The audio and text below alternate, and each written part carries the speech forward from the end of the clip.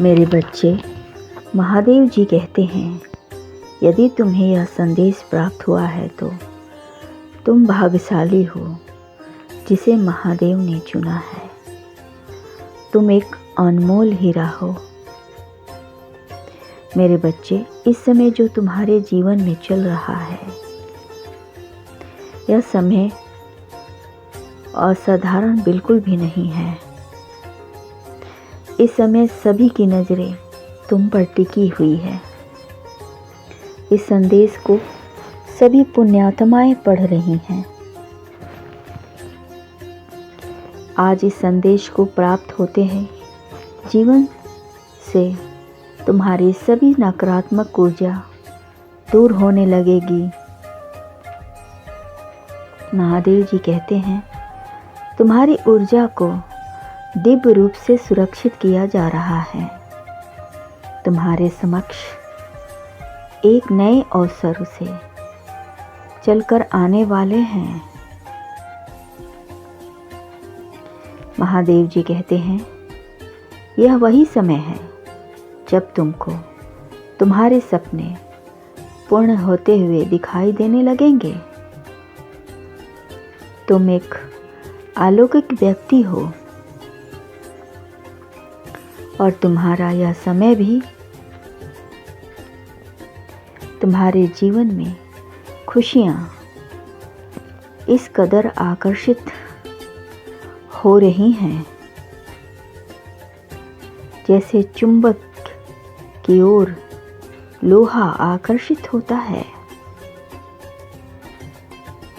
यह संदेश तुम तक पहुंचना इस बात का प्रमाण है।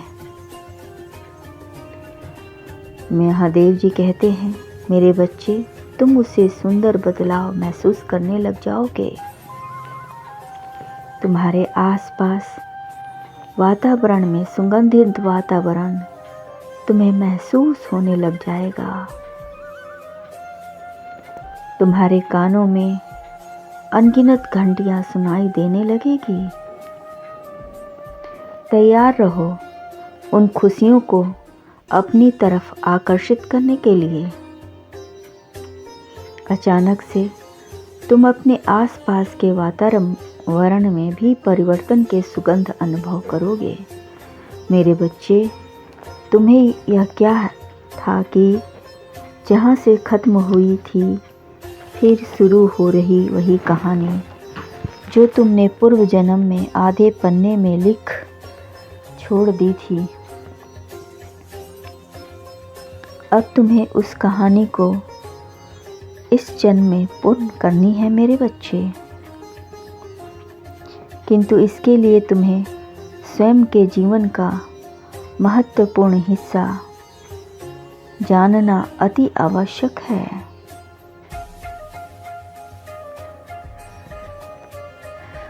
वह हिस्सा उन विपरीत किरदारों का जो फिर से लौट कर आए हैं पुनः तुम्हारे जीवन में। जिस प्रकार तुमने नया स्वरूप धारण किया हुआ था, ठीक उसी तरह उन्होंने पुनः नया जन्म लिया है। इस प्रकार तुम्हारा विरोध करने वाले भी नया जन्म लिए हैं। जितने भी लोग थे वह सब पुनः जन्म ले चुके हैं। इस बार जरा सतर्क रहना। पूर्व जन्म में जितने भी तुम्हारे दुश्मन हुआ करते थे, उनका फिर से जन्म हुआ है। केवल तुमको हानि पहुंचाने के लिए। जिस प्रकार तुम्हारे अतीत में तुम्हारी कहानी अधूरी रहने दी, उसी प्रकार अब वह लोग फिर से तुम दोनों के बीच दरार डालकर अधर्म को जीतना चाहते हैं। तुम्हारा यह चांद विदेश उद्देश्य के कारण हुआ है। जैसे ही तुमने जन्म लिया वैसे ही तुम्हारे शत्रु ने भी पुनः जन्म ले लिया हुआ है। किंतु इस बार तुम्हारा शत्रु असफल होंगे। तुम्हारे शत्रु तुम्हें असफल करने के लिए नए नए तरीके अपना रहे हैं। तुम दोनों को अलग करने के लिए, किंतु इस बार ऐसा कुछ भी नहीं होगा, क्योंकि इस बार तुम दोनों आपस में मिलजुल कर रहना। मेरे बच्चे, तुम्हें बचपन से ही दिव्य प्रेम की अनुभूति होती थी, रही है। जब तुम्हें प्रेम की अनुभूति थी तब भी तुम प्रेम का आदर किया करते थे, और आज भी तुम प्रेम का आदर करती हो। और तुम्हें बार बार लगता है कि तुम्हारे शरीर का आधा अंग कहीं और चिपका हुआ है। तुम्हें आज भी महसूस होता है कि तुम्हारा आधा हम तुम्हारा जीवन साथी अर्धांगिनी से जुड़ा हुआ है। तुम अपने जीवन साथी के मन के भाव पढ़ लेती हो। वह बिना कहे सभी बात है, इसलिए कह रहा हूँ, तुम अपने जीवन साथी के साथ मिलजुल कर रहना। वह तुम्हारी ताकि तुम दोनों के बीच कोई दरार न पैदा हो करे, ना कोई गलतफहमी। तुम उसे देखे बिना भी उसकी उपस्थिति को महसूस करते हो। वास्तव में तुम्हारा वह आध्यात्मिक साथी भी है।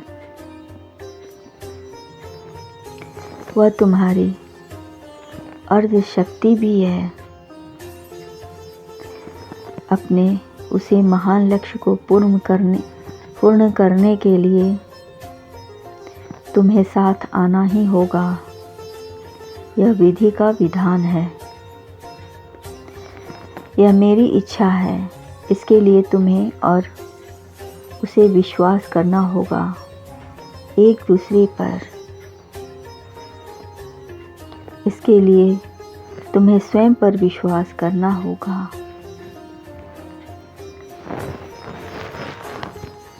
आज की कहानी जो तुमने लिखी है उस पर भी विश्वास करना होगा, और जब तुम्हारे दुश्मन लौट के आएं उनका त्याग कर दो और अपनी कहानी का एक खूबसूरत जीवनी लिख डालो। खुश रहो, तुम्हारा कल्याण हो।